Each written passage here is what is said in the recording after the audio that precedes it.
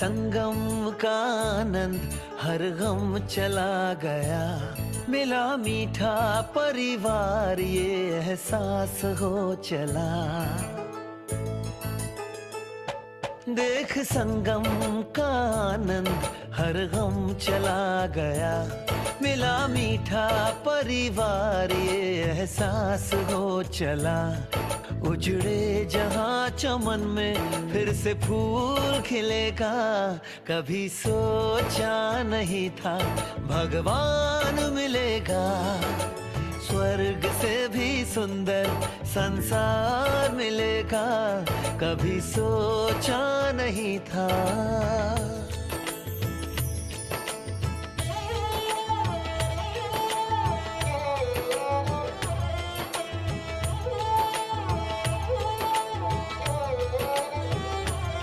संसार जिसको ढूंढे मेरे साथ वो है रहता, हम उनको याद करते वो हमको याद करता। हो संसार जिसको ढूंढे मेरे साथ वो है रहता, हम उनको याद करते वो हमको याद करता। तरसते नैन जिसको वो रोज दिखेगा, कभी सोचा नहीं था भगवान मिलेगा।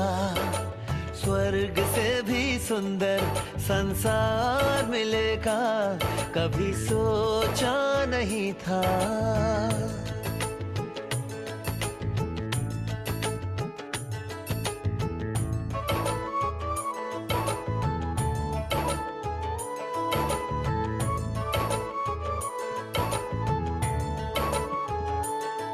जिस दिन से उसने मुझको।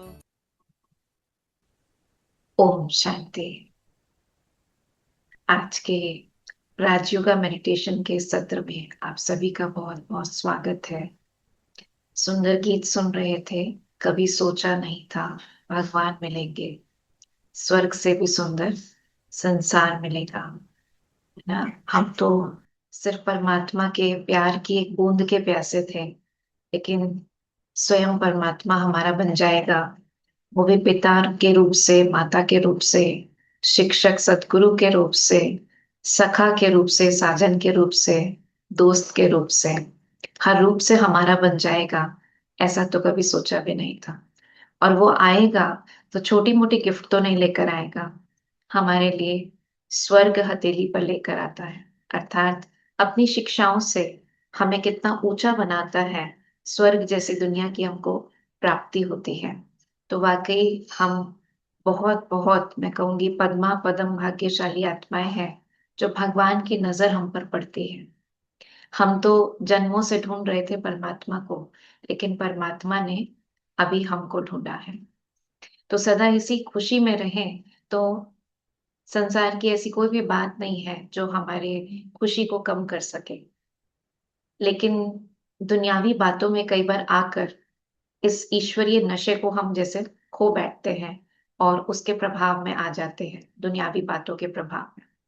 इसलिए परमात्मा हमको कहते हैं कि बच्चे, एक तरफ तुम ये ईश्वरीय ज्ञान लेते हो, ये समझ लेते हो, लेकिन निरंतर कर्म करते हुए हर दिन जो भी तुम करते हो, घर बार को संभालो, अपने प्रोफेशन को संभालो, सब कुछ करते हुए सिर्फ मेरी याद तुम्हें बनी रहे, तो तुम बाहरी जो परिस्थितियां हैं उनके प्रभाव से और लोगों के स्वभाव संस्कार के प्रभाव से बचे रहोगे।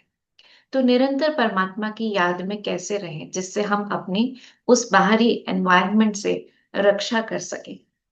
तो इसका मैं मिसाल देना चाहती हूँ कि मान लीजिए किसी व्यक्ति को हार्ट डिजीज है, तो जब वो डॉक्टर के पास जाता है तो डॉक्टर कुछ मेडिसिन भी प्रिस्क्राइब करता है और उसके साथ साथ उसको एक्सरसाइज भी बताता है और कुछ परहेज भी बताता है। ऐसा नहीं कि आप दवाई ले रहे हैं, एक्सरसाइज कर रहे हैं, लेकिन बद परहेजी करें, तो पूरी तरीके से इलाज कामयाब नहीं होता। तो इसी तरीके से परमात्मा भी हमको दवाई के रूप में, क्योंकि आत्मा जो है वो जन्म जन्मांतर की रोगी बन चुकी है।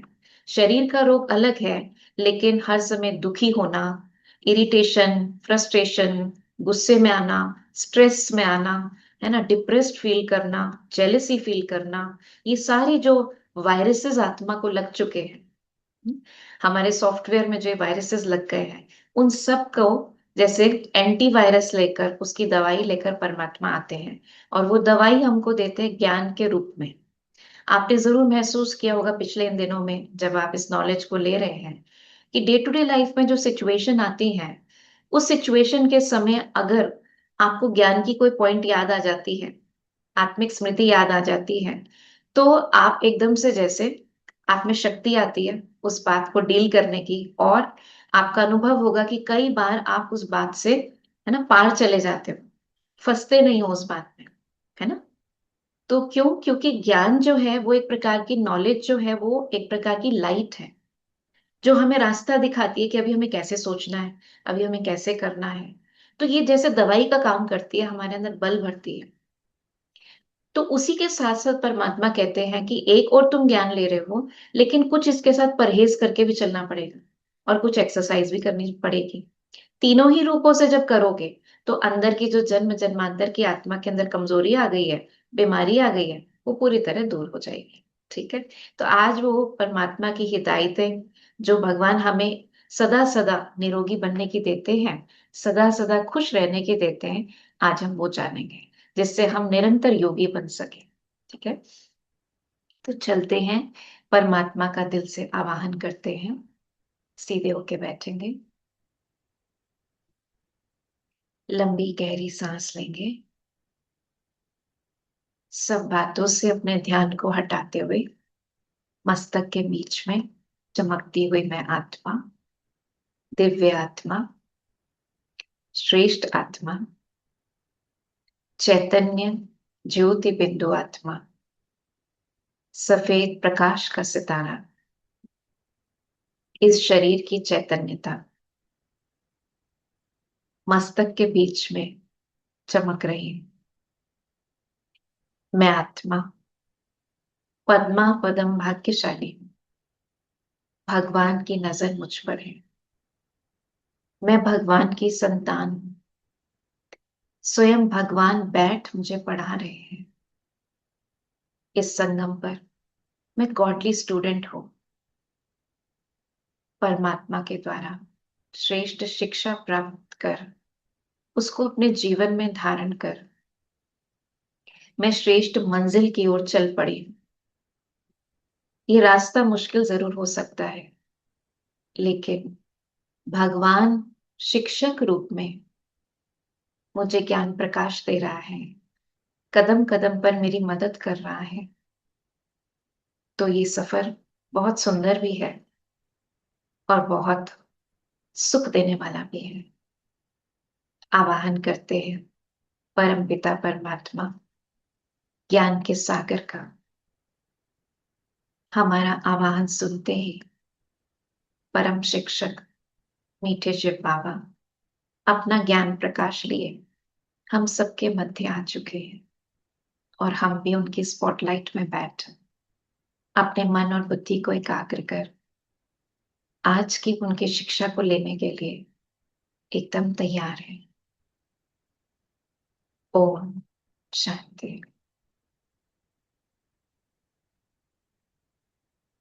तो जैसे कि मैंने कहा कि आज परमात्मा हमें इस मार्ग पर, राजयोगी मार्ग पर चलने के लिए कुछ बातें शिक्षा रूप में दे रहे हैं। तो आज के चैप्टर का जो नाम है वो है 4 pillars of Rajyoga meditation. Rajyog meditation के 4 स्तंभ, है ना। स्तंभ जो पिलर्स होते हैं, ये मजबूत होने चाहिए। तो यहाँ पर एक चित्र दिखाया गया है, जैसे एक राजयोगी बैठा है, योग लगा रहा है परमात्मा से, और वो जिस आसन पर बैठा है उसके 4 स्तंभ हैं, और ये चारों ही स्तंभ बराबर हैं, और ये चारों ही स्तंभ मजबूत होने जरूरी है। जैसे अगर आप किसी कुर्सी पर बैठे हो और कुर्सी की 4 टांगे बराबर बैलेंस में ना हो, तो कुर्सी हिलती रहेगी और गिरने का डर बना रहेगा। इसी तरीके से इस जीवन में भी ये 4 स्तंभ हमारे मजबूत भी होने चाहिए, और इनकी इक्वल इंपॉर्टेंस है, बराबर की इंपॉर्टेंस है। तो इसको मेंटेन करते हुए हमें अपने इस जीवन में अप्लाई करना है। बाकी ऐसा नहीं है जैसे यहाँ पर योगी बैठा दिखाया है कि हमको कोई बैठ के इस तरह तपस्या करनी है सफेद कपड़े पहन के। नहीं, घर गृहस्थ में रहते, कामकाज करते, सब कुछ करते हुए हमको योगी जीवन का मतलब ही है। योगी तो हम पहले से थे, क्योंकि योग मतलब याद। याद तो हर समय हमें किसी ना किसी चीज की लगी ही रहती है, लेकिन परमात्मा कहते हैं हर कार्य करते मेरी याद हो, तो कार्य कुशलता भी आएगी, आपकी एनर्जी भी बढ़ेगी, और आप पुण्य कर्म करते रहेंगे। तो ये सच्चा योगी जीवन, जैसे हम कोई शरीर को एक सीट पर नहीं बिठा रहे हैं, लेकिन अपनी बुद्धि को एक ऐसे ऊंचे आसन पर बिठाते हैं जिससे जीवन की किसी भी परिस्थिति में वो बुद्धि जिस आसन पे है वो आसन हिलता नहीं है हमारा। हम अचल अडोल रहते हैं, हमारी लाइफ में स्थिरता रहती है। तो ये चार पिलर्स क्या हैं? पहला पिलर है, एक एक करके इसको डिटेल में समझेंगे, ब्रह्मचर्य, पवित्रता। दूसरा है सात्विक अन्न, शुद्ध भोजन। तीसरा है दिव्य गुणों की जीवन में धारणा। और चौथा है सत्संग। तो इन चारों को एक एक करके हम समझेंगे। तो पहला है पवित्र जीवन, प्योरिटी अपने जीवन में लेकर आना। क्योंकि परमात्मा आया ही इस दिव्य कर्तव्य को करने के लिए है। जब सारी सृष्टि, सारी मनुष्य आत्माएं पतित बन जाती हैं, अर्थात अपवित्र बन जाती हैं, तो वापस पवित्र दुनिया की स्थापना करने के लिए आते हैं। तो हमारी पहली धारणा जो इसके अंदर होती है वो है पवित्रता की। घर परिवार में रहते हुए प्योरिटी को फॉलो करना। प्योरिटी भी परमात्मा कहते हैं तीनों लेवल की फॉलो करना है, मनसा, वाचा, कर्मणा। तो सबसे पहले तो हमारे विचारों की पवित्रता, क्योंकि विचारों की पवित्रता जो है वो बहुत जरूरी है। हमने समझा कि हर सेकंड हम जो विचार क्रिएट कर रहे हैं वो भी हमारे कर्म है। उनसे भी हम पुण्य कर्म भी कर सकते हैं अच्छे विचारों के द्वारा, और बुरे कर्म भी कर सकते हैं। तो विचार जो है वो किसी फिजिकल कर्म का भी जैसे उसका रूट है, तो विचारों की शुद्धता बहुत बहुत जरूरी है। फिर शब्दों की भी शुद्धता, हमारे शब्द भी बहुत धैर्य पूर्वक होने चाहिए, उनकी प्योरिटी लेवल अच्छी होनी चाहिए, है ना। जैसे हमने पहली क्लास से ही हम समझ रहे हैं कि हमारे विचारों की शुद्धता कितनी जरूरी है, क्योंकि उसका असर हमारे शरीर पर, संबंधों पर, कार्य व्यवहार पर, सब पर पड़ता है। कई बार हमारा ऊपर से आचरण बहुत अच्छा होता है, हमारे शब्द अच्छे होते हैं, लेकिन अंदर से हमारी सोच जो होती है वो इतनी अच्छी नहीं होती। तो परमात्मा आप कहते हैं बाकी कोई तुम्हारी सोच देख रहा है या नहीं देख रहा, लेकिन हर समय तुम्हारा कर्म बन रहा है, इसलिए अपनी सोच को शुद्ध रखो। और शब्दों की भी जहां तक बात है, आप देखो वर्ड्स, है ना, WORDS, अगर आप एस को आगे लगा दो तो ये क्या बन जाएगा? स्वॉर्ड बन जाएगा। कहते हैं इन दोनों को ही बड़ा संभाल के यूज करना चाहिए, शब्दों को भी और स्वॉर्ड को भी। और दोनों ही घाव दे देते हैं अगर ठीक से यूज ना किया जाए। लेकिन स्वॉर्ड अर्थात तलवार का घाव तो फिर भी भर जाता है, लेकिन शब्दों का घाव जो है कई बार जन्म जन्मांतर के लिए या कहीं पूरी जिंदगी के लिए रह जाता है। कहते हैं कि उन्होंने ऐसी बात कही, ऐसी आके मेरे मन को तीर की तरह चुभी कि मैं कभी उनको भूल नहीं सकती, उनके उन शब्दों को, है ना। तो शब्दों से हम किसी को अपना भी बना सकते हैं, प्रेम पूर्वक शब्द हो हमारे, और किसी को अपना दुश्मन भी बना सकते हैं। तो इसलिए हमारे शब्दों में भी पवित्रता होनी बहुत जरूरी है। कई बार हम सच्चाई को सिद्ध करने के लिए बहुत ऊंचे शब्दों में बोलते हैं, तेजी के शब्दों में बोलते हैं कि मैं क्यों किसी से डरूं, मैं क्यों अपनी आवाज धीरे करूं। लेकिन परमात्मा कहते हैं सत्यता को भी सभ्यता से कहना बहुत जरूरी है। जिस सत्यता में सभ्यता नहीं है, तो वो भी जैसे सत्यता नहीं है। क्योंकि सत्यता का मतलब ही क्या है? आत्मिक स्थिति में स्थित होना, क्योंकि हमारा सत्य स्वरूप आत्मा है। तो आत्मिक स्थिति में स्थित होकर हमारे जो विचार हैं, हमारे शब्द हैं, हमारे कर्म हैं, एक्चुअल में वही सत्य कर्म है ना। और अगर हम अपनी बॉडी कॉन्शियसनेस में होकर कुछ भी कह रहे हैं, चाहे हम तेजी में कह रहे हैं, तो वो असत्य है। तो इसलिए सत्यता में भी सभ्यता का होना बहुत बहुत जरूरी है। फिर इसके साथ हमारे कर्मों की शुद्धता भी, हमारा जो लोगों के साथ व्यवहार है, कर्म है ना, हमारी दृष्टि, वृत्ति, ये पवित्र होनी चाहिए। तो तीनों रूपों से जैसे परमात्मा हमको पवित्र होने के लिए कहते हैं, क्योंकि बाबा आकर हमको स्लोगन ही क्या देते हैं? पवित्र बनो, योगी बनो। योगी तभी बन सकते हैं जितना हम पवित्र बनेंगे, नहीं तो बुद्धि आप योग लगाने बैठेंगे, परमात्मा को याद करने बैठेंगे, लेकिन बुद्धि कहीं कहीं और जाती रहेगी। फिर पवित्रता में ही शक्ति है। आप देखो, जब आप मंदिरों में भी जाते हैं, जिनको भी आप इष्ट मानते हैं, आपको वहां जाके कितनी शक्ति की अनुभूति होती है। आप अपने मन की कोई भी बात देवी देवताओं के आगे भी कहते हैं, है ना, धर्म पिताओं के आगे भी कहते हैं, तो अंदर से एक शक्ति मिलती है हमको। वो क्यों मिलती है? क्योंकि इन देवी देवताओं ने जब वो इस धरती पर होकर गए, तो उनकी मुख्य धारणा जो अपने जीवन में थी, गृहस्थ में रहते हुए वो पवित्र रहते थे, है ना। पवित्र गृहस्थ आश्रम था, और उनकी पवित्रता से ही उनमें आज इतनी शक्ति है कि उनकी मूर्तियों के पास जाकर भी हम पूजा प्रार्थना करते हैं तो हमें शक्ति प्राप्त होती है। और पवित्रता ही रॉयल्टी भी है। कहने का मतलब, रॉयल्टी से मतलब ये नहीं है कि हमें बहुत कीमती कपड़े पहनने हैं, कीमती सामान अपने घर में रखना है, लेकिन जैसे कहते हैं कि उसकी चाल चलन बड़ी रॉयल होती है। जितना व्यक्ति प्योर होता है ना, उसका उठना बैठना, उसके अंदर एक अलग रॉयल्टी झलकती है। तो जैसे मान लीजिए कोई पहले के राजा रानी भी जो होते थे, अब आजादी के बाद कईयों की राजाई तो चली गई, राजा रानी तो कोई नहीं रहा, लेकिन उनके खानदान में फिर भी जो राजाई संस्कार वाले होते हैं, चाहे धन चला गया, राज्य चला गया, लेकिन उनका उठना बैठना बड़ा रॉयल होता है ना। तो उस रूप से जितनी हम आत्मा के अंदर प्योरिटी होती है, भले सिंप्लिसिटी में रहते हुए भी बड़े रॉयल्टी में रहते हैं। इसलिए परमात्मा हमको कहते हैं, पवित्रता आपकी पर्सनालिटी में होना चाहिए। आपका देखना, उठना, बैठना, बोलना, सोचना, है ना, वो सब पवित्र होना चाहिए। तो पवित्र जीवन परमात्मा ने हमें हमारे आचरण में बताया। दूसरा जो पिलर है वो है शुद्ध भोजन का। ठीक है। तो हमारा भोजन जो है, क्योंकि वो इनटेक है, जैसे हमने विचारों की बात करी, जैसा कंटेंट हम कंज्यूम करेंगे वैसे ही हमारे विचार बनेंगे। ऐसे ही कहते हैं, जैसा अन्न वैसा मन, क्योंकि सारा तो काम हम मन पर कर रहे हैं। अब देखो, अन्न भोजन जो है वो हम खाते तन के लिए, लेकिन फिर भी क्या कहते हैं, जैसा अन्न वैसा मन, क्योंकि अन्न का मन पर असर बहुत पड़ता है ना। तो ये किस विधि से पड़ता है, इसको समझते हैं। गीता में भी बताया है कि भोजन तीन प्रकार का होता है: सात्विक भोजन, राजसिक भोजन और तामसिक भोजन। अब इन तीनों में क्या मुख्य फर्क है? सात्विक भोजन, अब देखो, जब हम सात्विक भोजन की बात करते हैं तो उसके अंदर फलाहार ना, वेजिटेबल्स, शुद्ध शाकाहारी भोजन, ऐसा ही भोजन आता है। और इस भोजन का जब भी हम याद करते हैं सात्विक भोजन, तो जैसे एकदम से व्रत त्योहार हमारे याद आ जाते हैं ना, जिस समय हम वो भोजन बनाते हैं जो भगवान को भोग लगाया जा सकता है। तो सात्विक भोजन वो भोजन कहेंगे जो हमारे मन को, बुद्धि को, शरीर में जैसे पवित्रता का प्रवाह दे, है ना, हमारे मन को पवित्र बनाए, हमारी बुद्धि को शुद्ध करे, और हमारे शरीर को भी उस प्रकार की शक्ति दे। तो सात्विक भोजन। अब सात्विक भोजन अधिकतर जब व्रत आदि करते हैं तो फलाहार आदि करते हैं। तो वैसे तो सात्विक भोजन में अ, थोड़ा कम मसाले की सब्जियां, है ना, दूध, फल, नट्स, ये सब आता है। लेकिन केवल इंग्रेडिएंट्स की ही बात नहीं है।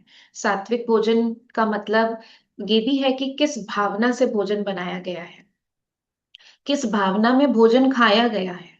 ठीक है ना, सारी बातें सात्विक होती हैं। बनाया तो बड़ी शुद्धता से है, लेकिन खा रहे हैं टेलीविजन देखकर, सास बहू के सीरियल देखकर, हॉरर मूवीज देखकर, है ना, तो ये सब मर्डर देखते हुए। तो वो जो शुद्धता उस भोजन के अंदर है, केवल इंग्रेडिएंट्स की नहीं है, लेकिन बनाते समय क्या विधि है और खाते समय हमारी क्या भावनाएं हैं, वो सब हमारे भोजन में एब्जॉर्ब होकर हमारे अंदर जाती है। तो अगर हम अपने मनोवृत्तियों को सात्विक रखना चाहते हैं, तो भोजन की केवल इंग्रेडिएंट्स नहीं, लेकिन हमारा भोजन खाने का तरीका, बनाने का तरीका, ये भी बहुत बहुत जरूरी है। आप देखो, हम एक भोजन होता है जो मंदिर में बनता है, उसको क्या कहा जाता है? भोग कहा जाता है ना। एक भोजन होता है जो घर में बनता है, से भोजन कहा जाता है। और एक भोजन होता है जो रेस्टोरेंट्स में बनता है, बाहर बनता है। तीनों के कुछ टेस्ट में फर्क होता है, तीनों में कुछ फर्क होता है। कितना फर्क होता है। जिसको भोग कहा जाता है, प्रसाद कहा जाता है, उसको किस भावना से, क्योंकि वहां भावना क्या होती है बनाते टाइम, कि भगवान को भोग लगेगा और भगवान के भक्त इसको खाएंगे। तो जब इस भावना से बनाया जाता है, कितना प्योरिटी का ध्यान रखा जाता है। भोजन बनाते समय आप देखो, जो वहां पर भोजन बनाते हैं मंदिरों में, आश्रमों में, नहा धोकर स्वच्छता से, बाहरी हाइजीन का भी ध्यान रखते हैं। कई जगह तो मुंह पर कपड़ा बांधकर, सिर पे भी स्कार्फ पहनकर ढककर, जिससे भोजन के अंदर कोई भी चीज ऐसी ना जाए जो उस भोजन को अशुद्ध कर दे। क्योंकि वो भोग जो है भगवान को पहले भोग स्वीकारा जाएगा और उसके बाद फिर भक्त लोग खाएंगे। तो जिसमें इतनी विचारों की शुद्धता और वातावरण की शुद्धता का ध्यान रखा जाता है, तो उसके अंदर जो वाइब्रेशंस जाती है वो उसको भोग बनाती है। तो क्या हम वैसा भोग अपने घर में नहीं बना सकते? बना सकते हैं, नहीं बना सकते? अगर हम उतनी ही शुद्धता से बनाए, उतने ही स्नेह से बनाए, कि हम भगवान को भोग लगाने के लिए बना रहे हैं और ये भोग घर के सभी लोग प्रसाद रूप से खाएंगे, तो क्यों नहीं बन सकता? है तो वही आटा मसाले दाल, तो वही है जो मंदिर में डल रहा है, वही हम घर में यूज कर रहे हैं। लेकिन सिर्फ भावना का, शुद्धता का, विचारों का, यही तो फर्क है। अगर वही विचार हम घर में कर बनाते टाइम रखे, तो हमारे हर दिन का जो खाना बन रहा है वो सिर्फ खाना नहीं है, वो भोजन है। भगवान को भोग लगाकर उस भावना से खाएं। और खास इंग्रेडिएंट्स में भी कहते हैं, जो शुद्ध शाकाहारी भोजन है ना, नॉन वेजिटेरियन नहीं, शुद्ध शाकाहारी भोजन, जिसके अंदर प्याज लहसुन भी ना हो, वही भगवान को स्वीकार कराया जा सकता है। आप देखो, जितने हमारे त्योहार होते हैं, व्रत पूजा होते हैं, क्या आप उसमें प्याज लहसुन बनाकर भोग लगाते हैं? नहीं लगाते। खास उस दिन ध्यान रखते हैं कि नहीं, नहा धो के बनाएंगे, शुद्ध बनाएंगे। तो सिर्फ 2-4 दिन ही क्यों, क्यों ना हम रोज प्रसाद खाएं। और वो जिस दिन प्रसाद बनता है उस दिन कहते हैं आज ना भोग बना है, आज का प्रसाद जरूर खा के जाना, घर में जो भी आएगा उसको थोड़ा सा भी दोने में, पत्तल में, किसी में देंगे कि ये जरूर खा के जाइए, आज हमने इस चीज का प्रसाद लगाया है। कितना ही अच्छा हो अगर आप रोज तीनों टाइम प्रसाद खाएं, तो कैसी हमारी मनोवृत्ति होगी, है ना?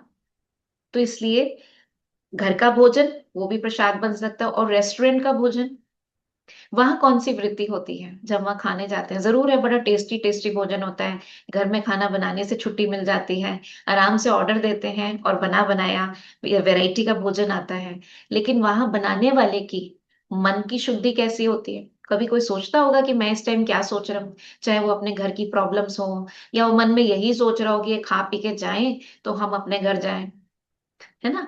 कमाने की वृत्ति होती है, ये खाएं और हम कमाएं।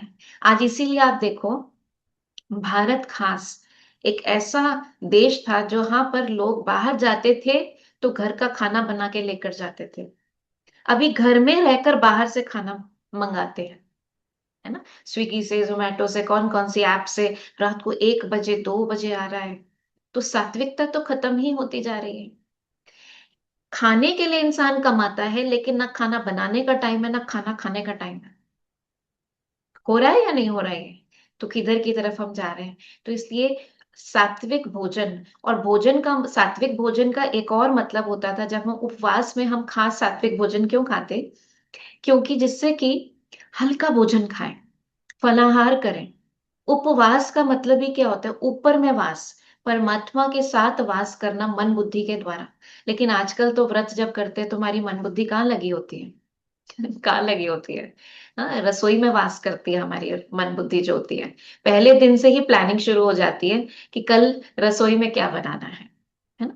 पहले दिन से ये हो जाता है, अरे कल व्रत है मेरा, रात को ठीक से खा लो।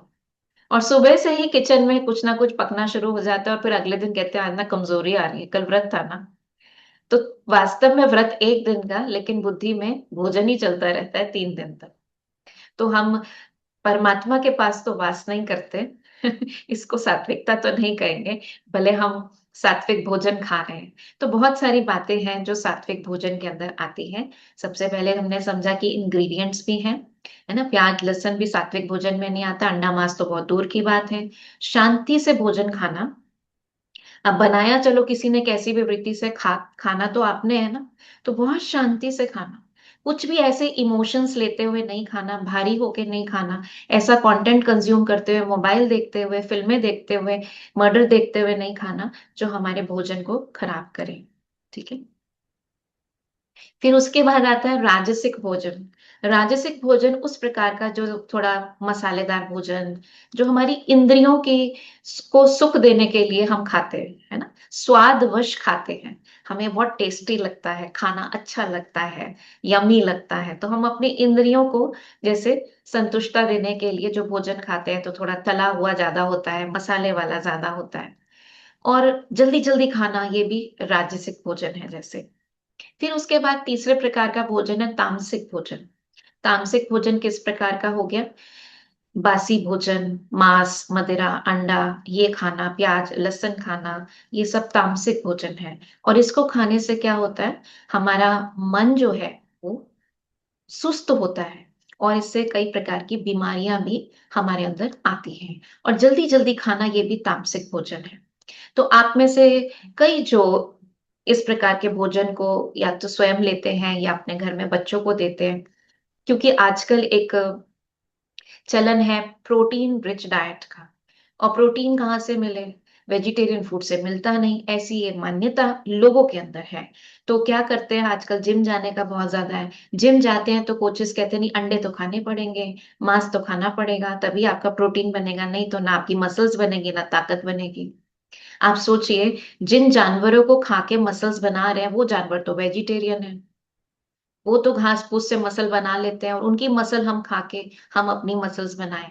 सोचने वाली बात है। चलिए वो तो एक बात सही, जो भी वो कहते हैं मैं उस बहस में नहीं जाना चाहती, लेकिन कुछ बातें आपको इंसाइट्स देना चाहती हूँ, आपको अच्छी लगे तो आप अपने जीवन में भी अप्लाई कीजिएगा और अपने घर वालों को भी शेयर जरूर कीजिएगा। कि जहां तक मांस की बात है, ये कहाँ पर बनता है? स्लॉटर हाउसेस जो होते हैं, जहाँ पे बकरों को, मुर्गों को रखा जाता है, तो पर्पस क्या होता है? उनको खिलाते पिलाते हैं, इंजेक्शन भी देते हैं जिससे उनका अच्छा फैट बने, और उसके बाद उनको मारने के लिए तो पालते हैं ना। अब आप में से कौन कौन ये बात मानते हैं, समझते हैं कि जानवरों के अंदर इमोशंस होते हैं? हाँ, कौन कौन समझते हैं? हाथ खड़ा करें। इमोशंस होते हैं। आज देखो इतने इमोशंस होते हैं कि आज इंसान इंसान को प्यार का बदला प्यार से नहीं देता, लेकिन आज इसलिए कुत्ते बिल्ली पालने लग गए हैं कि एक है जो हमारे घर आने का इंतजार करता है ना, जिसको गोद में लेके मुझे अपनापन एहसास होता है, वो प्यार करता है ना, मेरी राह देखता है। तो मतलब पेट्स आज ज्यादा इमोशनल एक्सचेंज उनके साथ ज्यादा हो गया, इसका मतलब जानवरों के अंदर कितनी भावनाएं होती हैं। तो आप सोचिए, वही जानवर जब देख रहे हैं कि हम में से एक एक करके कम हो रहा है, और उनके अंदर भी इस बात की समझ है कि कम क्यों हो रहा है, जाने वाला वापस नहीं आता, तो हमारी मृत्यु होने वाली है। तो जिसको पता हो, आपको भी अगर कहीं पर ऐसे बांध दिया जाए और आपको पता हो 4 दिन बाद मेरी मृत्यु होनी है, तो आपको अच्छे से अच्छा भोजन भी खिलाया जाए, खाने का दिल करेगा? अंदर से किस प्रकार की भावनाएं आएंगी? डर की भावनाएं आएंगी, गुस्से की भावनाएं आएंगी, हेल्पलेसनेस, होपलेसनेस, एंजाइटी, है ना, नफरत आएगी, कोई बचाए मुझे किसी तरीके से, इस प्रकार की भावनाएं आएंगी। तो क्या उस जानवर के अंदर इस प्रकार की भावनाएं नहीं पनप रही है? उसके अंदर भले वो मसल फैट जो बन रहा है, लेकिन उसके अंदर जैसे कहते हैं कि जैसे मन होता है ना, का असर शरीर पे होता है, शरीर का असर मन पर होता है। उसके मन की भावनाओं जो उसके अंदर आ रही हैं, वो भी उसके मसल मास में जा रही है। और जब वो हम अपने बच्चों को ये सोचकर देते हैं कि प्रोटीन बढ़ रहा है, अच्छा है, तो जरूर है कि आप ब्लड टेस्ट कराएंगे तो प्रोटीन अच्छा आएगा, लेकिन उसके साथ सूक्ष्म में इतनी प्रकार की मानसिक बीमारियां जो बढ़ती जाएंगी, गुस्सा, नफरत, कंपटीशन, है ना, ये डर, अनेक प्रकार के डर आत्मा के अंदर आज जो आ गए हैं, उसका बहुत सारा कारण हमारा अन्न है, हमारा जो हम भोजन खा रहे हैं, तामसिक भोजन खा रहे हैं। अब आप में से कुछ कह सकते हैं कि जो वेजिटेरियन है क्या उनमें किसी प्रकार का डर नहीं है? वो भी है। डर किसी एक कारण से नहीं होता, या हमारी बुरी वृत्तियां जो होती हैं वो एक कारण से नहीं होती है, कई प्रकार के कारण से होती है। आत्मा हर प्रकार से तमोप्रधान बन चुकी है, लेकिन ये जैसे उसको और बढ़ा रही है। एक तो हमारी खुद की कमी कमजोरियां हैं, एक हम किसी और के मांस को खाकर अपने अंदर उनकी कमजोरियों को भी डाल रहे हैं। ठीक है, तो एक तो ये बात सोचने वाली है कि हम क्या कंज्यूम कर रहे हैं, है ना। पाप कर्म तो कर ही रहे हैं और साथ साथ हम प्रोटीन के नाम पर क्या कंज्यूम कर रहे हैं। दूसरी बात यहाँ पर मैं आपका ध्यान खिंचवाना चाहूंगी कि हमारे भारत में भी ये परंपरा है और बाहर भी कई देशों में, कई समाज में ये परंपरा है कि जब परिवार में किसी की डेथ होती है तो क्या करते हैं, उस दिन घर में खाना नहीं बनता जब तक डेड बॉडी घर में होती है ना। जब डेड बॉडी को ले जाते हैं, क्योंकि माना जाता है कि जब आत्मा शरीर छोड़ देती है तो शरीर में से कुछ ऐसे रसायन निकलते हैं जो अशुद्ध होते हैं, इसीलिए कोई किसी की डेथ पर भी जाता है, सिर्फ गया है तो भी आके स्नान करता है, कपड़े धोने में डालता है, खुद का स्नान आदि करता है, फिर पानी आदि भी लेता है या नहाता धोता है, बहुत किचन में जाता है, ऐसे नहीं जाता। तो जब अपने घर में किसी की डेथ होती है तो घर में खाना नहीं बनता, पड़ोस से खाना आ जाता है भले, उस घर में जो कि फ्रिज में भी रखा होता है, पानी भी भरा होता है, वो सब भी बाहर निकाल देते हैं। डेड बॉडी के जाने के बाद शुद्धता करते हैं, धुलाई करते हैं, फिर सच्चा सामान लाके फिर किचन चालू होती है। वो तो आपका कोई अपना था ना, जिससे आपको इतना प्यार था, उसकी डेड बॉडी होने से घर में खाना नहीं बनेगा, क्योंकि इम्प्योरिटी हो गई। और वो स्लॉटर हाउसेस से जो हम लेकर आते हैं, उसकी डेड बॉडी को घर में लाते हैं और अपने फ्रिज में रखते हैं और डाइनिंग टेबल पर गैस पर पका कर उसको डाइनिंग टेबल पर परोसते हैं। तो हमारा घर ही क्या कब्रिस्तान नहीं बन रहा है, क्या बन रहा है। अपने किसी प्रिय की डेथ होने पर तो हम इतना परहेज करते हैं, और वो बाहर से लाई हुई डेड बॉडी को हम कितने चाव से खाते हैं। तो सोचने की बात है कि क्या वो शुद्धता है कहीं भी किसी प्रकार की, और वो हमारे जीवन में हमारे मनोवृत्तियों का क्या कर रही है, तामसिक भोजन है या नहीं है। तो सिर्फ ये विचारणीय बात है, कोई इसमें हम आर्ग्यूमेंट नहीं कर रहे, मैं ऐसा नहीं कह रही कि आप हमारी इस बात को माने ही, लेकिन ये कुछ इंसाइट्स हैं जिसको हम सोचकर कोशिश करें। अगर हम ऐसा कुछ भोजन अपने लेते हैं या अपने बच्चों को देते हैं, कम से कम अपने लिए आप 21 दिन का ट्रायल कीजिए कि 21 दिन मुझे नहीं स्वीकारना है। वेजिटेरियन में भी बहुत सारे ऑप्शंस हैं, प्रोटीन के ऑप्शंस हैं, ऐसी बात नहीं है ना कि उस वो कोई घास फूस ही है। तो उसको भी अगर आप सही तरीके से, सही जानकारी से खाएं तो उसके अंदर भी बहुत प्रोटीन है। तो तामसिक भोजन जो है वो हमारे अंदर बहुत प्रकार की, केवल शरीर की बीमारियां नहीं, मानसिक बीमारियों को भी लेकर आता है। और ओवर ईटिंग करना भी तामसिक भोजन है। आपने भले शुद्ध भोजन बनाया है, लेकिन अगर आप बहुत ज्यादा खा रहे हैं, जल्दी जल्दी खा रहे हैं, तो वो भी तामसिक भोजन है। अब इसके अलावा भोजन के बारे में मुख्य एक दो बातें और हैं जो मैं आपको बताना चाहूंगी कि सोल कॉन्शियस स्टेज में कुकिंग करना, जब से हमने आपको आत्मा का ज्ञान दिया है तो तब से हम यही कह रहे हैं कि भोजन बनाते समय खुशी खुशी से बनाएं, शांति से बनाएं, उसको शांति से खाएं। तो मैं इसमें आपको अपना उदाहरण बताना चाहूंगी कि कितना फर्क पड़ता है सात्विकता से जब हम सोल कॉन्शियस स्टेज में भोजन बनाते हैं। तो मैंने आज से 17 साल पहले जब कोर्स किया, तो कोर्स करके हम बहुत अच्छा लगा, मुझे ज्ञान बहुत अच्छा लगा, धारणाएं बहुत अच्छी लगी। बहुत जल्दी हम इस ज्ञान को डेली सुनने लग गए सेंटर पर जाकर।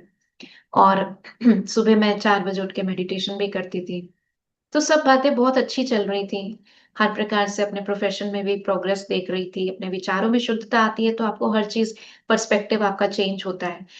तो लेकिन मैं देखती थी सुबह का योग तो बहुत अच्छा रहता था, उसके बाद जैसे ही 6 बजते थे ना, बच्चे उठना शुरू होते थे, तो एक जैसे जंग रहती थी बच्चों को उठाने में, स्कूल भेजने में, सारे दिन में दोनों। उस टाइम मेरे दोनों बच्चे 5 और 3 साल के छोटे छोटे थे, दोनों बेटे। लड़ते भी बहुत थे, शोर भी बहुत मचाते थे, और उनके साथ मेरा शोर भी चलता था। फिर मैं भी जब ज्यादा हो जाता था तो मैं भी चिल्लाती थी, डांटती थी उनके ऊपर, बात बात पे डांटना, बिना डांटे कहना ही नहीं, मानना नहीं, तो बच्चे हैं, बच्चे तो बच्चों की तरह करते हैं। और कई बार हम भी बच्चे ही बन जाते हैं उनके साथ। तो अब मुझे बहुत खाने लगा था कि मैं वैसे तो शांति की बात करती हूँ, लेकिन मेरे मन में शांति तो नहीं आ रही है। सारा दिन घर में शोर मचता रहता है, लड़ाई का, झगड़े की आवाजें आती रहती हैं, ये टूटा वो फूटा, तो शांति कहाँ से रहे। और इन बच्चों को भी जब तक मैं चिल्ला के नहीं बोलती हूँ तो ये शांत नहीं होते हैं। तो एक तरफ मैं शांति की बात करती हूँ और दूसरी तरफ मेरे व्यवहार में तो अशांति अभी भी बहुत है। तो जैसे अपने आप को ही अपना ही दर्शन होने लगता है ना कि what you are doing, and what are you trying to be, तो मैच नहीं कर रहा था। तो मैंने ऐसे जैसे दीदी को बताया, मैंने कहा दीदी बच्चे इतना शोर मचाते हैं घर में, सारा दिन ऐसा शोर मचता है, शांति तो नाम की नहीं है, सिर्फ जब वो सो रहे होते हैं, घर में नहीं होते तभी होती है। तो दीदी ने सारी बात सुन के कहा कि देखो इसमें थोड़ा आपको ही ध्यान देना है, ये आपके वजह से भी, आप भी सोर्स हो इस चीज का। मैंने कहा मैं तो सब कुछ अपनी तरफ से अच्छा कर रही हूँ, मेरी में क्या कमी है। तो उन्होंने कहा जैसे मैंने सुबह बताया, सुबह मेरा एक पैर बच्चों की तरफ उनके ऊपर चिल्लाती हूँ, किचन में खाना बनाती हूँ, उनके लिए सारा काम मैं अकेली कर रही होती हूँ, तो गुस्सा तो आएगा ना, कोई सपोर्ट नहीं, ऊपर से बच्चे भी सुनते नहीं है।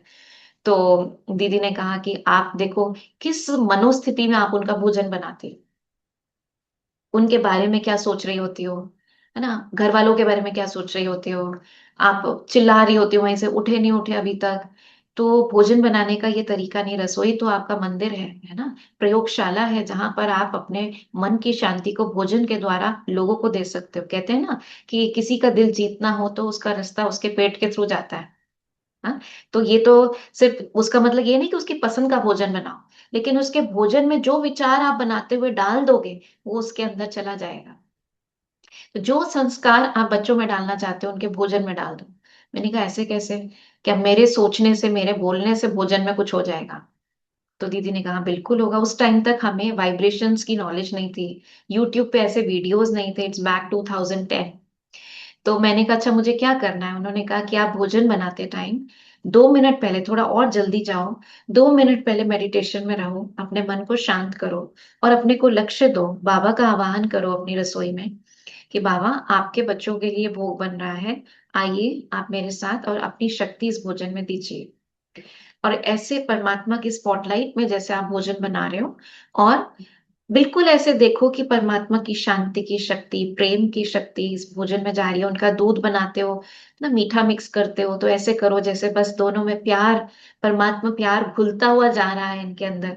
ऐसे ऐसे विचार करो और फिर उनका भोजन बनाओ, तो आप देखना कि उनकी मनोवृत्तियों में फर्क आएगा। तो मैंने ऐसा करके देखा, क्योंकि मुझे हमेशा लगता था कि एक्सपेरिमेंट जरूर करूं, सफल हुआ तो अच्छी बात है, मेरा ही फायदा है। लेकिन जब मैंने किया तो सबसे पहला असर तो मुझ पर हुआ कि मेरा मन शांत हुआ। मेरे मन के अंदर जो बहुत कुछ मल्टीटास्किंग करती रहती थी और जोर जोर से बोलना, वो जैसे शांत हुआ।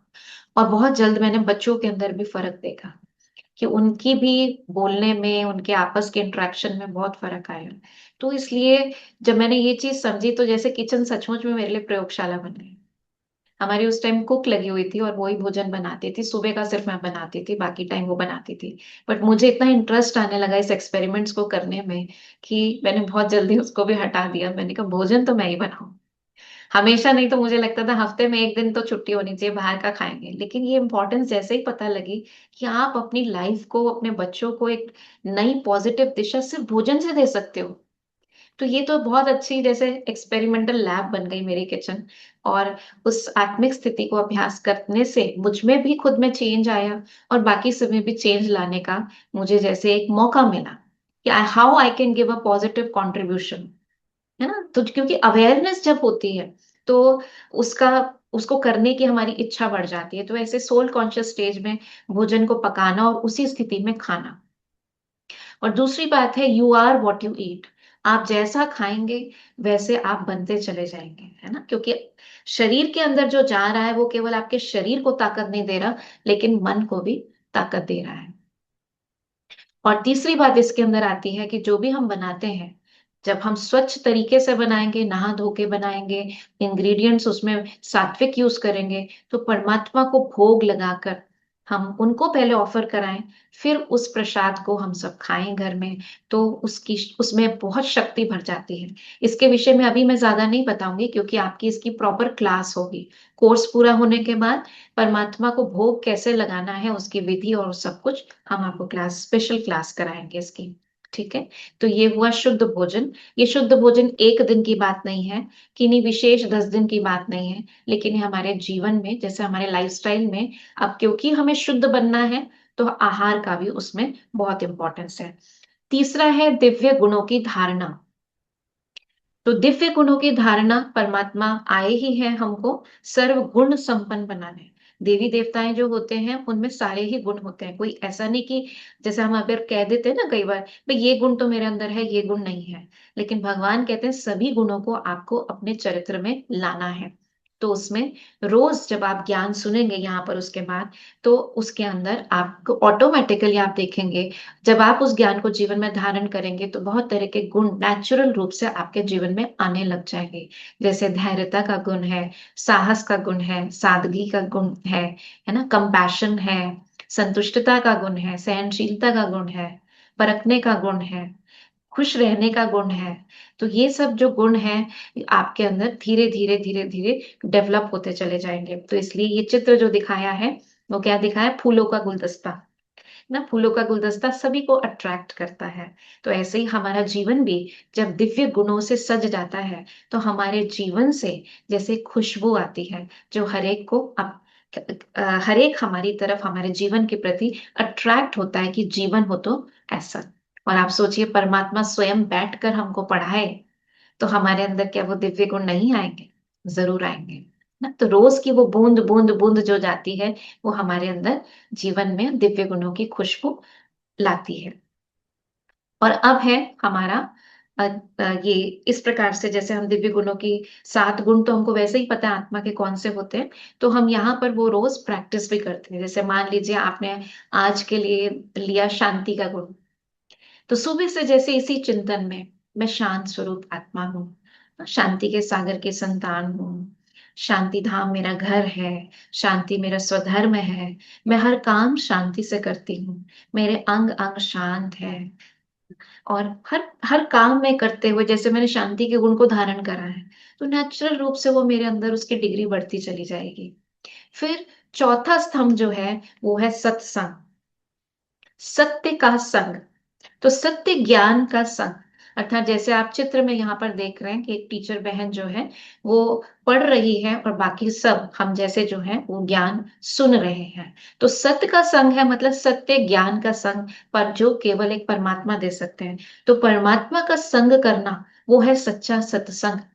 और परमात्मा का संग मतलब उनके ज्ञान को सुनना, डेली डेली डोज लेना उसकी ना। जैसे शरीर के लिए भोजन जरूरी है, ऐसे आत्मा के लिए ज्ञान जो है वो डेली का भोजन है।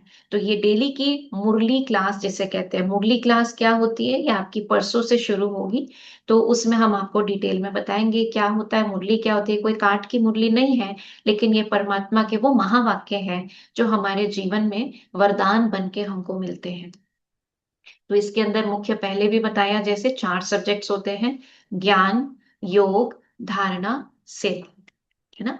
तो हम उसके अंदर रोज के लिए ज्ञान भी लेंगे, अपना होमवर्क लेंगे, किस ज्ञान के पॉइंट्स को हमने चर्निंग करनी है, अप्लाई करना है। क्योंकि प्रैक्टिकल लाइफ में आपने अनुभव तो है ही, विशेष इन दिनों जब आप उसको प्रैक्टिस कर रहे हो तो आपने देखा होगा जो भी परिस्थितियां आती हैं, तो अगर हमें ये ज्ञान याद रहता है तो हम जल्दी ओवरकम कर पाते हैं। तो ज्ञान के पॉइंट्स भी होंगे उसमें, परमात्मा से योग कैसे लगाना है, कार्य करते हुए बाबा को याद कैसे रखना है, जीवन में किन गुणों की धारणा करनी है, और किस प्रकार से मनसा वाचा कर्मणा हमको सेवा करनी है। तो इस रूप से ये चारों सब्जेक्ट्स के पॉइंट्स हमें कहाँ से मिलते हैं, मुरली से मिलते हैं। रोज की 4 पेज के महावाक्य हमें सुनने को मिलते हैं। जब ये हम ये चारों ही स्तंभ अपने राजयोगी जीवन के पक्के करते हैं तो आत्मा नेचुरल रूप से शक्तिशाली बनती चली जाती है।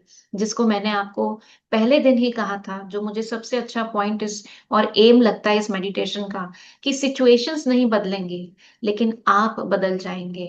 आप ऐसे बदल जाएंगे कि वही सिचुएशंस जो आपको पहले मुश्किल लगती थी अब वो आपके लिए जैसे इजी हो जाएंगी। एक एग्जांपल देती हूँ, मान लीजिए एक टेबल रखी है और मैं आपसे कहती हूँ कि इस टेबल को प्लीज उठाकर उधर साइड में रख दीजिए। तो हो सकता है आपका इतनी भारी टेबल मैं अकेले कैसे उठाऊंगी ना।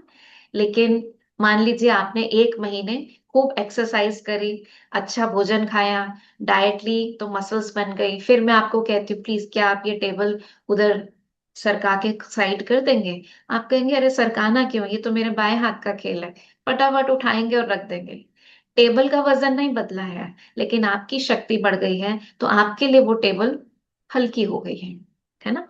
तो इसी तरह सिचुएशंस नहीं बदलेंगी, लेकिन आपके अंदर हर प्रकार से जब ये 4 स्तंभ अंदर की क्लेंजिंग होगी, तन, मन और वचन से हमारी प्योरिटी होगी, है ना? सत्संग होगा, अंदर जो कंटेंट जा रहा है वो प्योर जाएगा, भोजन हमारा शुद्ध होगा, गुणों की हमारे अंदर धारणा विकसित होती चली जाएगी, उसकी शक्ति हमको मिलेगी।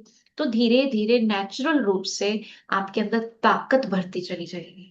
और ताकत भरने का मतलब यही है कि अब वो पहले वाली सिचुएशंस आएँगी, तो आपको वो सिर्फ सिचुएशंस लगेंगी और हो सकता है प्रॉब्लम्स तो बिल्कुल ही नहीं लगेंगी। आपके लिए वो अपॉर्च्युनिटी बन जाएगी, अपने नॉलेज को चेक करने की, उसको यूज़ करने की, जीवन में आगे बढ़ने की और विजयी होने की। So you will become more powerful.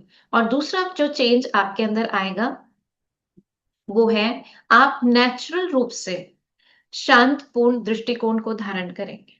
मतलब अभी तो आपको क्या है, आप में से कईयों के मैसेजेस आते हैं, दीदी हम बहुत कोशिश कर रहे हैं सिचुएशन को हैंडल करने की, मुझे गुस्सा ना आए, फिर भी अंदर से तो गुस्सा बहुत आता है। तो जैसे आपको हर चीज को देखने का आपका जो दृष्टिकोण है ना, वो बहुत शांतमय हो जाएगा, पीसफुल आउटलुक हो जाएगा, जब सारे दिन आप इस सोल कॉन्शियसनेस को प्रैक्टिस करेंगे तो। और तीसरी चीज, आपका पूरा व्यक्तित्व ही बदल जाएगा। शुरू में तो आपको अपने अंदर लगेगा कि हाँ, मेरे अंदर शक्ति भर रही है, लेकिन कुछ समय बाद आपके पास वालों को जब आपसे उन दिव्य गुणों की खुशबू आएगी, जब वो महसूस करेंगे नहीं ये हमसे अलग हैं, ये एकदम से स्टेबल रहते हैं हर बात में, है ना? ये कितना धैर्यता से इस बात को डील करते हैं, ये एकदम से रिएक्ट नहीं करते, रिस्पॉन्स करते हैं, तो औरों को भी हमारे से उस व्यक्तित्व के बदलाव जो है वो उनको भी दिखाई देगा। तब आपके जीवन से सेवा होनी शुरू हो जाएगी। ठीक है? तो आज का आपका होमवर्क, चारों स्तंभ क्लियर है पूरी तरीके से? हम्म। कोई मुश्किल तो नहीं है? छोड़ना कुछ भी नहीं है, हमने कोई यहाँ पर संन्यास नहीं लेना किसी चीज का, लेकिन हम यहाँ आए हैं अच्छी आदतों को अडॉप्ट करने के लिए। और जब अच्छी आदतों को अडॉप्ट करना होता है, तो कुछ तो परहेज करने पड़ते हैं। ठीक है ना? तो आज का होमवर्क जो है, और ये होमवर्क आपका रोज के लिए है, सिर्फ आज के लिए नहीं है। First, meditate for at least 20 minutes. 20 minutes लगातार आपको करने की बात नहीं है कि आपको लगातार ही करना है। जैसे आप शुरुआत कर सकते हैं, दिन की शुरुआत आपको काफी टाइम से हम बोल ही रहे हैं, सुबह उठते गुड मॉर्निंग बाबा। क्योंकि पहली बात मेरी जो होनी चाहिए, पहला थॉट जो मेरा होना चाहिए, वो परमात्मा का होना चाहिए। और फिर उसके बाद बाबा को गुड मॉर्निंग करना। बाकी गुड मॉर्निंग कोई एक शब्द नहीं है खाली, ये एक तरीके से स्मृति है कि मेरा पहला कनेक्शन उनसे, क्योंकि जिससे उठते ही कनेक्ट होंगे उसकी एनर्जी को एब्जॉर्ब करेंगे, है ना? तो इसलिए गुड मॉर्निंग बाबा क्यों कहा, सिर्फ ये बोलने की बात नहीं है, लेकिन ये जैसे उठते ही मॉर्निंग में कनेक्ट होने की बात है। फिर खुद को देखना उनकी नजर से, कि मैं कितनी भाग्यशाली आत्मा, भगवान मुझे किस नजर से देखते हैं। छोड़ो आपका बॉस कैसे देखता है, आपके पति पत्नी, आपके बच्चे, आपके पड़ोसी बड़े कैसे देखते हैं, छोड़ दो वो सब कुछ। परमात्मा आपको कैसे देखते हैं? हम कितने पतित हो गए, लेकिन फिर भी परमात्मा ने हमें गोद देकर हमें मीठा बच्चा कहा, है ना? हमें भाग्यशाली बना रहे हैं, हमारे अंदर दिव्य गुण भर रहे हैं। मैं कितनी भाग्यशाली आत्मा हूं। तो अपने आप को उनकी दृष्टि से देखना कि वो मुझे किस परफेक्ट स्वरूप से देखते हैं, मुझे क्या बनाना चाहते हैं, और उनकी ब्लेसिंग्स लेना। Even if you can do it for 7-8 minutes in the morning, तो आपकी सुबह जो है वो बहुत अच्छी शुरुआत होगी, एम्पावरिंग मॉर्निंग होगी, जिसके लिए हम आपको मेडिटेशंस भेज भी रहे हैं। हम तो कहते हैं मॉर्निंग में या 15 मिनट्स तो कम से कम बैठिए, तो जिससे बहुत स्लो एंड ब्यूटीफुल स्टार्ट आप अपने जीवन की कर सके। तो 15 मिनट्स बैठे बहुत अच्छा है, नहीं तो 5-7 मिनट भी शुरुआत में बैठिए। हम आपको 1 मिनट की कमेंट्री भी दे रहे हैं, 5 मिनट की भी 5 पावरफुल थॉट्स भी दे रहे हैं, 15 मिनट की कमेंट्री भी भेज रहे हैं। जो भी आपको अच्छी लगे आप वो यूज करिए, और जरूरी नहीं you have to use commentary, आप अपने आप से भी वो पॉजिटिव थॉट्स क्रिएट कर सकते हैं। लेकिन कई बार शुरू शुरू में हमारे पास कंटेंट नहीं होता, तो हमें एक सपोर्ट चाहिए होता है, उसके लिए हम आपको भेज रहे हैं। फिर दिन भर में, जैसे हमने बताया, स्नान करते हुए, भोजन बनाते हुए, नाश्ता खाते हुए, पानी पीते हुए, एज सिंपल एज दैट। कई कहते हैं नहीं हमें याद ही नहीं रहता, है ना, हमें या टाइम ही नहीं मिलता। पानी तो पीते हैं, तो जब पानी पिए तो जस्ट 20 सेकेंड्स परमात्मा की याद में उस पानी के हाथ को ग्लास में लेकर मुझसे जैसे परमात्मा की किरणें मेरे ऊपर आ रही हैं और मुझसे किरणें इस पानी के अंदर जा रही है, पानी के कण कण में परमात्मा शक्ति समा रही है। बस इतना सोचना है, इतना संकल्प उस पानी में डालना है और फिर बड़े प्यार से बाबा मुझे ये पानी पिला रहे हैं। वो पानी ही आपके लिए इतना शक्तिशाली भोजन हो जाएगा, चार्ज हो जाएगा पानी। हम्म, तो पानी पीते हुए भोजन भी करते हैं आप, तो चलो ठीक है, आप घर में बनाते हैं तो बहुत अच्छी बात है, नहीं बनाते हैं तो भी जो शुद्ध भोजन हो, जब आप स्वीकार करें, किसी ने कैसे भी बनाया लेकिन आप जब उसे स्वीकार करें, तो आप परमात्मा को याद करके उनकी ऐसे ही देखें जैसे उनकी शक्तिशाली किरणें इस भोजन के कण कण में समाई हुई है और ये भोजन बहुत शक्तिशाली है। मैं भगवान के साथ इस भोजन को स्वीकार कर रही हूँ। तो ऐसे शुद्ध संकल्पों से आप भोजन करेंगे तो वो भी आपके लिए शक्तिशाली बनेगा। लेकिन वही भोजन आप परमात्मा के साथ कर सकते हैं या स्वीकार करा सकते हैं जो शुद्ध हो। अगर तामसिक भोजन ले रहे हैं तो वो तो आपका खुद ही दिल नहीं करेगा कि हम भगवान को ऑफर करें, है ना। और जो भगवान को नहीं ऑफर कर सके तो आप खुद के लिए कैसे ले सकते हैं। तो इसलिए ये आज कुछ धारणाएं आपको बताई, चार स्तंभ के रूप में बताया। तो मेडिटेशन जैसे ऐसे हम दिन भर में एक एक मिनट, जस्ट अ मिनट जो आपको मेडिटेशंस भेजिए उनको यूज कीजिए, इंग्लिश में भी भेजिए, हिंदी में भी भेजिए, जिस भी भाषा में आपको अच्छी लगे। फिर रात को सोते टाइम भी हमने आपको कहा है कि उस टाइम भी आप थोड़ा सा अपना 5 मिनट मेडिटेट करिए, ग्रैटिट्यूड लिखिए, है ना। और अपने सारे दिन को हल्का करके परमात्मा को अपनी स्टोरी सुना के शॉर्ट में सेल्फ रिफ्लेक्ट करके, गलतियां कुछ हुई तो उसकी माफी मांग लीजिए, है ना। किसी से कोई व्यवहार ऐसा आपने कर दिया गलती से, तो मन से उस आत्मा से भी माफी मांग लीजिए। किसी ने आपके साथ कर दिया और आपको बुरा लग रहा है, कोई बात नहीं, बाबा को कह दो, बाबा आज ऐसे बात हुई, मुझे अच्छा नहीं लगा, लेकिन ठीक है आपने कहा है वैरायटी आत्माएं हैं, तो इसलिए ओके मैं आपको दे रही हूँ ये बात, ठीक है।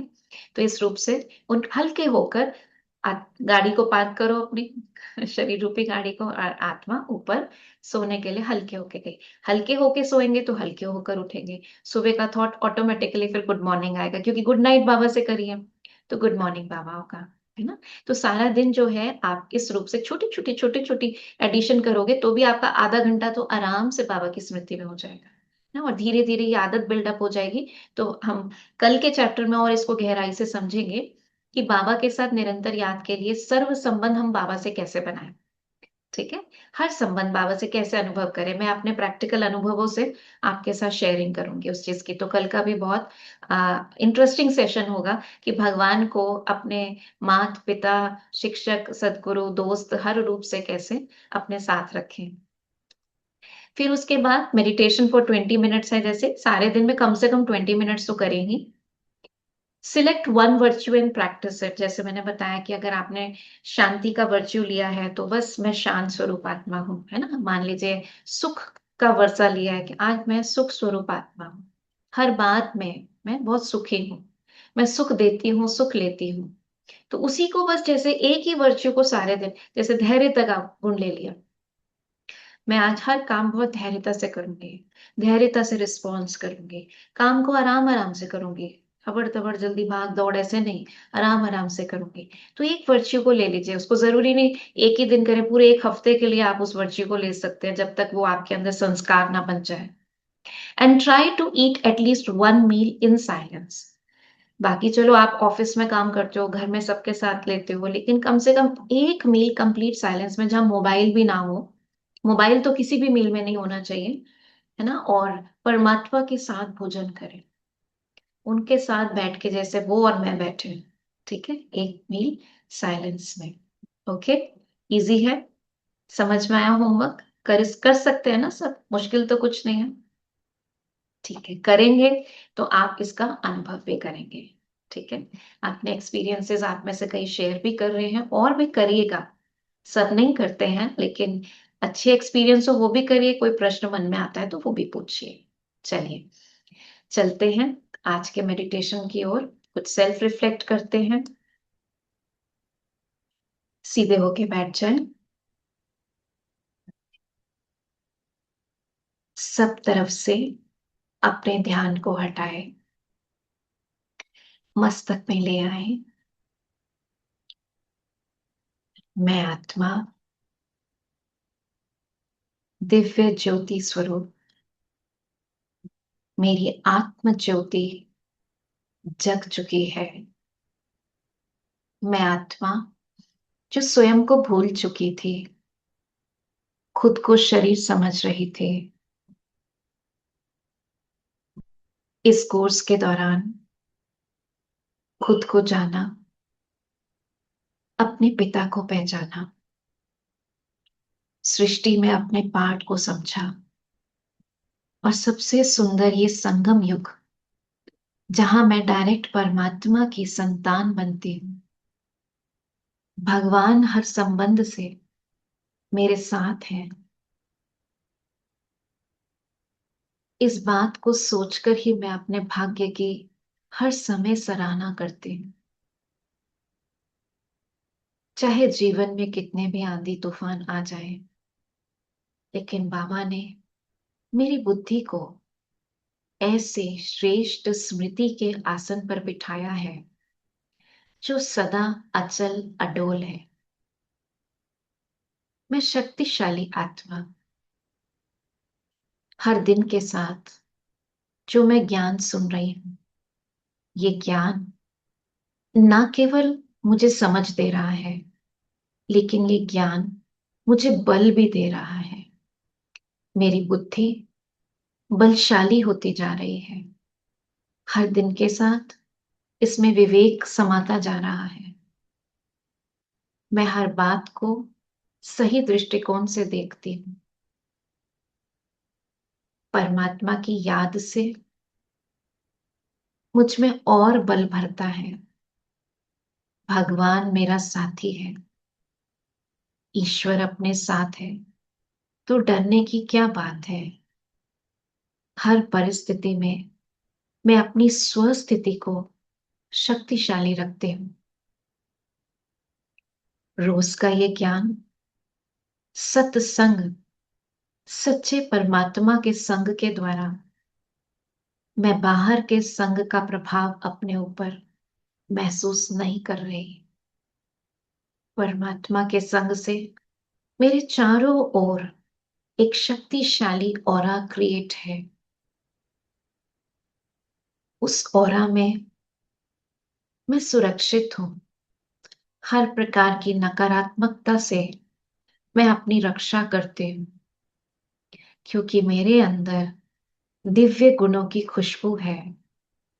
मुझसे निकलने वाली ये खुशबू औरों को भी शांति और शक्ति देती है। मेरा जीवन हर दिन के साथ श्रेष्ठ हो रहा है, क्योंकि मेरे अंदर का मैल समाप्त होता जा रहा है। मेरा जीवन हर प्रकार से पवित्र है, शुद्ध है। आहार से, विचार से, आचार से, व्यवहार से, हर प्रकार से शुद्धता, प्योरिटी मेरी पर्सनालिटी बनती जा रही है। इस प्योरिटी में ही शक्ति है। प्योरिटी, पवित्रता, सुख शांति की जननी है। मेरा जीवन हर दिन के साथ इस पवित्र मार्ग पर आगे चलता जा रहा है। मैं गॉडली स्टूडेंट हूं। फिर से बच्चा बनकर स्टूडेंट लाइफ को अनुभव कर रही हूं। Student life is the best life. Thank you बाबा। इस लाइफ को मैं कंटिन्यू रखूंगी। मैं तो सदा आपका बच्चा बन के ही रहना चाहती हूँ और आपके डायरेक्शन में आप जो शिक्षाएं दें उस पर चलकर अपने जीवन को वैल्यूबल बनाना चाहती हूँ। जब आप राह दिखा रहे हो तो मंजिल कहाँ दूर है। थैंक यू मीठे बाबा, मेरे जीवन में आने के लिए, इतने दिव्य गुणों और शक्तियों से मुझे भरने के लिए, रोज मेरा ज्ञान रत्नों से श्रृंगार करने के लिए। थैंक यू बाबा। ओम शांति। अपने दोनों हाथ रब करें और मस्तक पर लगाएं।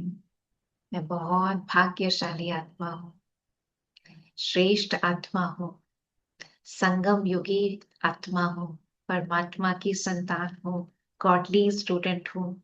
एक एक संकल्प जो है हमारे अंदर शक्ति भरता है, हमारे अंदर एक्चुअलाइज होता चला जा रहा है।